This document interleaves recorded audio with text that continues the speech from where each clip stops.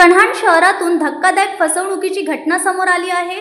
स्थानिक SBI ATM मध्ये दोन अनोळखी तरुणांनी चतुराईने एटीएम कार्डची अदलाबदल करत 72,800 रुपयांची फसवणूक केली आहे। पीडित व्यक्तीने तक्रार दाखल केल्यानंतर कन्हान पोलिसांनी अज्ञात आरोपींविरुद्ध गुन्हा नोंदवला असून अधिक तपास सुरू आहे। मिळालेल्या माहितीनुसार कन्हान शहरातील हनुमान नगर येथील स्टेट बँक ऑफ इंडियाच्या एटीएम मध्ये दोन अनोळखी तरुणांनी राजकिशोर राजाराम पाल वय 55 राहणार कामठी कॉलरी खदान यांची एटीएम कार्डची अदलाबदल करून तब्बल 72,800 रुपयांची फसवणूक केली आहे।